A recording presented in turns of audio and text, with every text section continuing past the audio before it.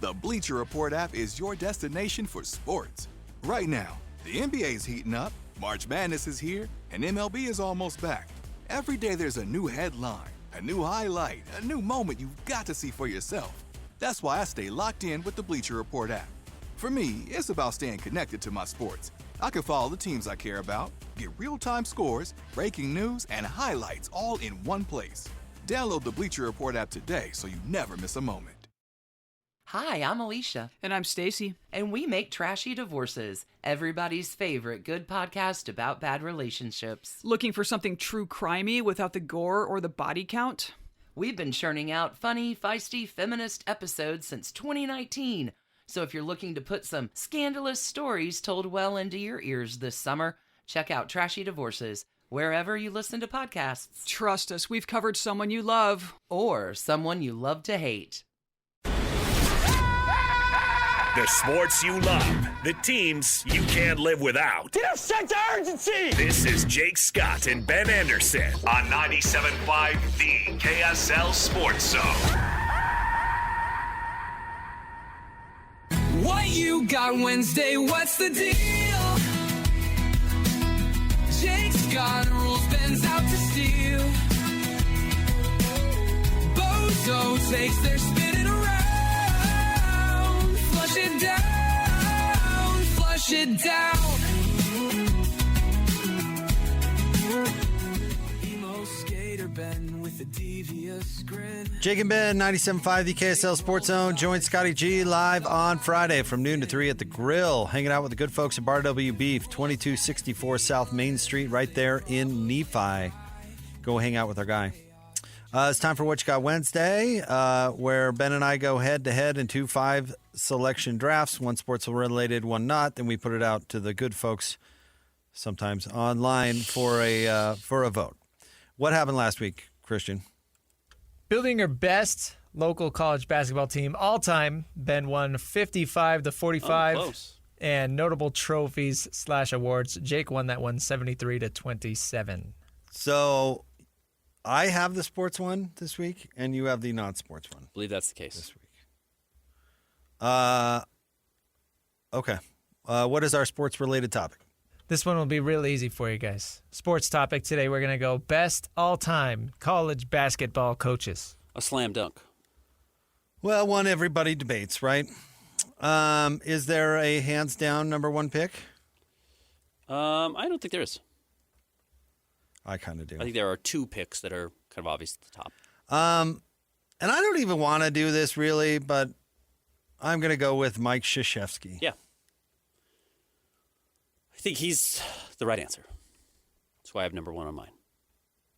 I mean, I did. I loved Grant Hill when he was at Duke. And my first ever, actually the only like NBA shoes I've ever bought were Grant Hill's Filas. Okay. But I don't know. Something bugs me about Mike's squeaky clean image that I don't really buy. But Mike Krzyzewski. Yeah, I think it's totally fair. I think it's probably the right answer. He kind of modernized how recruiting goes right now, leaned into the one and done at some point, won throughout his career, one early, one late.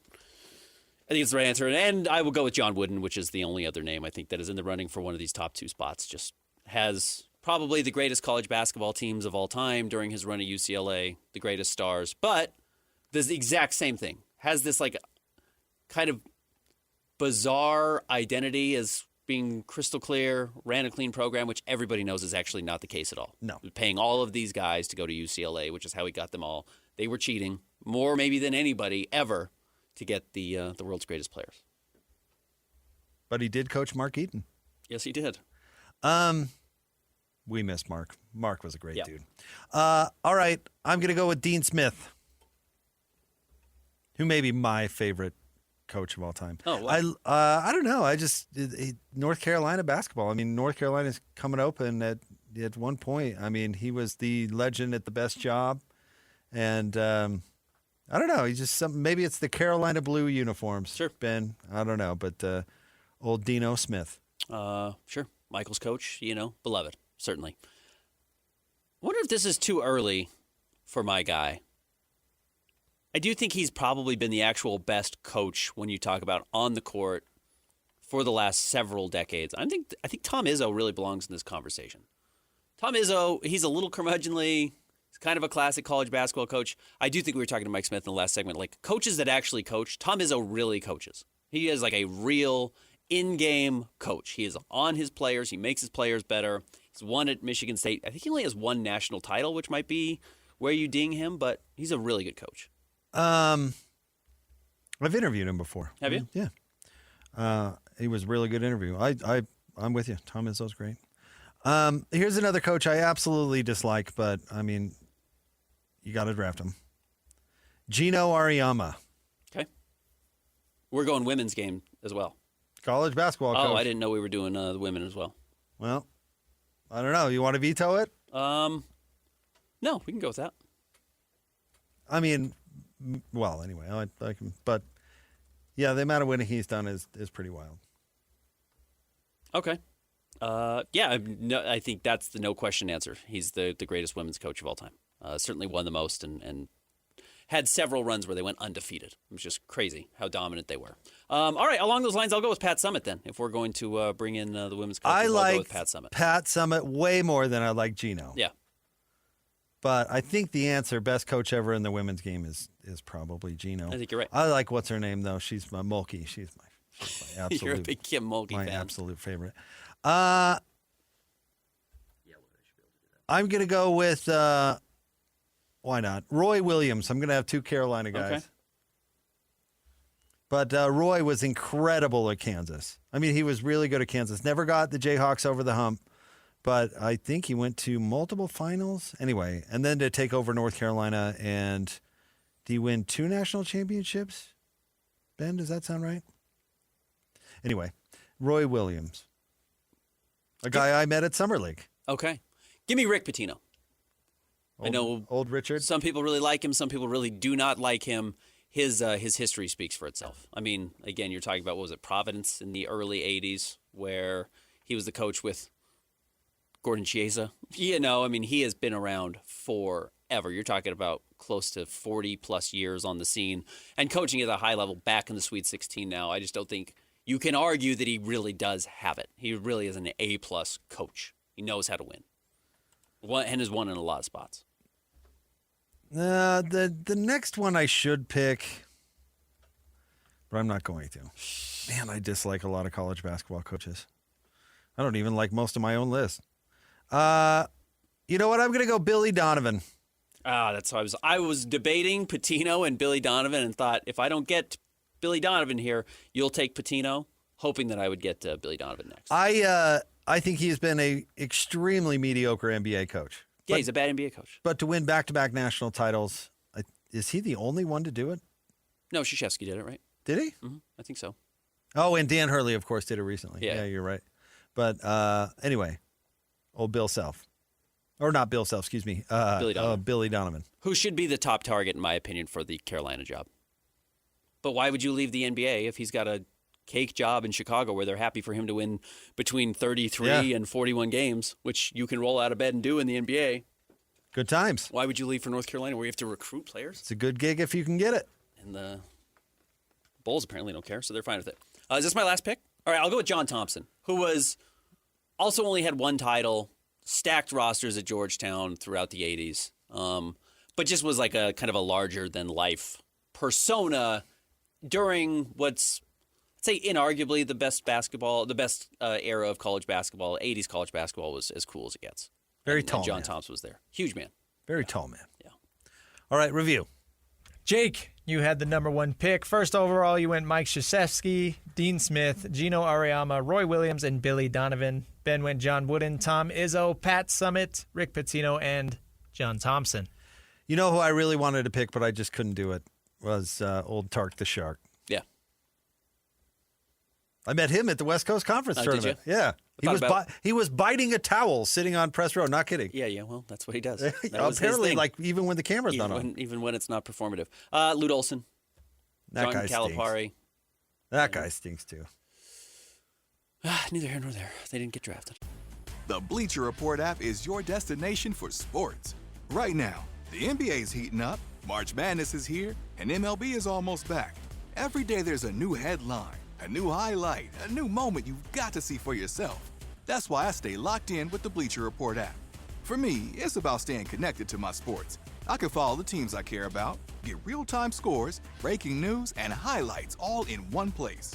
Download the Bleacher Report app today so you never miss a moment.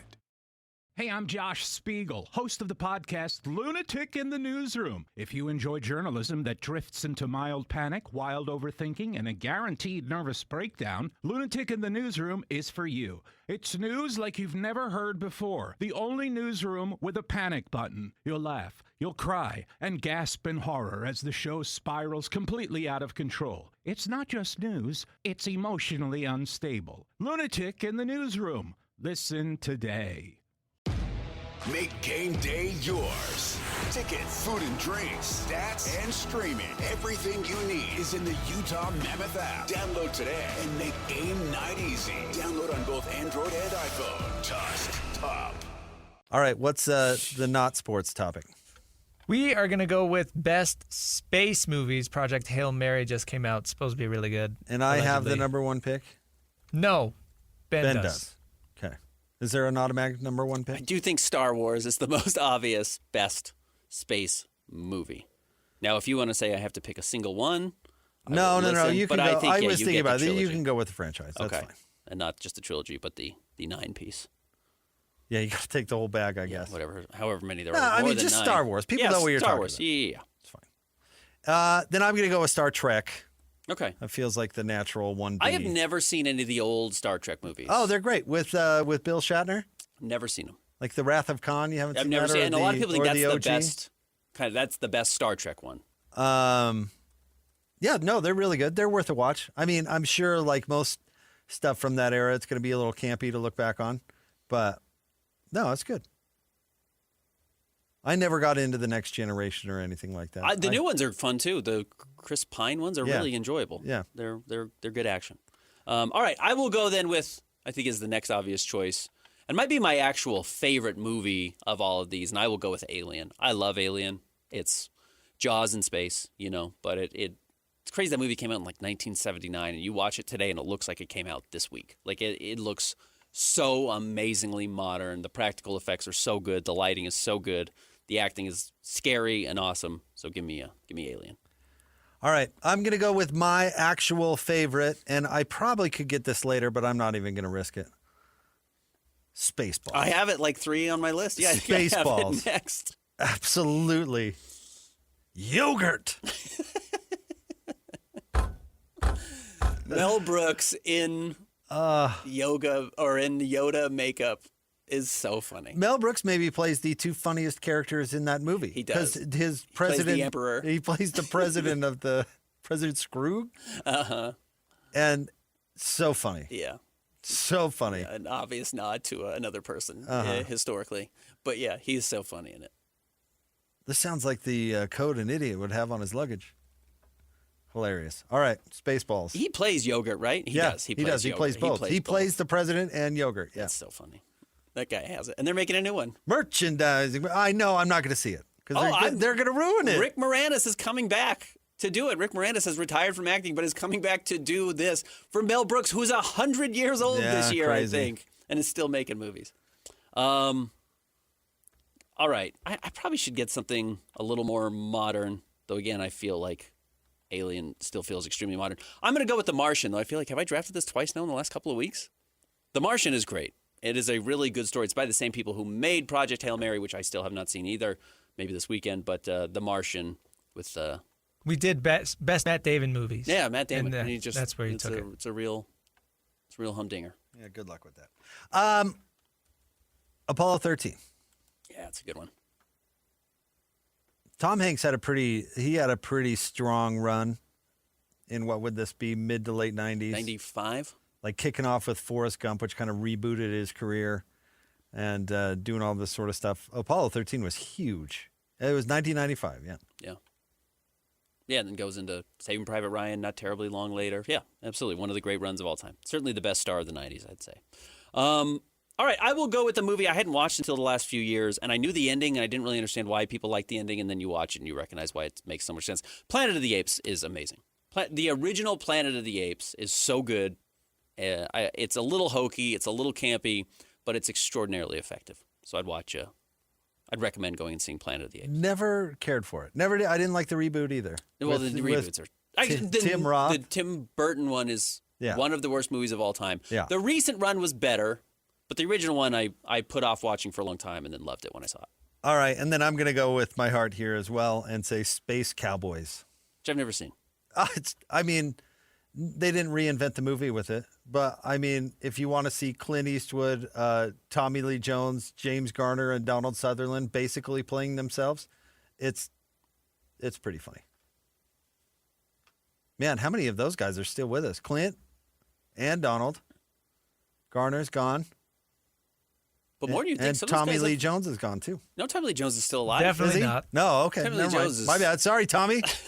Tommy's still with us. All Man, right, so that would only have been a sad one. Only one's gone. Only James Yeah, Garner. it's crazy those guys are still up and running. But that's like a feel good fun movie. Third one's coming out this year. It looks awesome. We got another great movie year lined up. I'm going to take Dune. Dune rules. Dune 2 is one of the better movies of the last 5 years. Might be the best. All right, we wrap up the show. Oh no, we've got to. I have one more. No, I do not. I was first. I thought I was done. What do I really want? And we've got a recap. Yeah, you know what? Guardians of the Galaxy. Okay. Which I'm not superhero movie guy, but those are good and fun. We passed on some big ones. Ben, you had the number one pick. You went Star Wars, Alien, The Martian, Planet of the Apes, and Dune. Jake went Star Trek, Spaceballs, Apollo 13, Space Cowboys, and Guardians of the Galaxy. I would argue Interstellar should be on there. E.T. 2001. 2001: Space Odyssey. Close Encounters, which is also wonderful. Yeah. Did you ever see that movie Space Camp when you were a kid? I did not. Where a bunch of kids accidentally launched themselves into space? Event Horizon. I know that messed a lot of people up, scared a lot of people. Lloyd knows what I'm talking about. Old Salzar in there. He's shaking his head. Yeah, like for certain age groups, Space Camp was a jam. Because that was the dream, right? You got to go to Space Camp and then you accidentally got launched into space. Actually happened. That'd be pretty cool. I would take the Homer in Space Simpsons episode. Yeah. All right, wrapping up the show next. 97.5, the KSL Sports Zone. The Bleacher Report app is your destination for sports. Right now, the NBA is heating up, March Madness is here, and MLB is almost back. Every day there's a new headline, a new highlight, a new moment you've got to see for yourself. That's why I stay locked in with the Bleacher Report app. For me, it's about staying connected to my sports. I can follow the teams I care about, get real-time scores, breaking news, and highlights all in one place.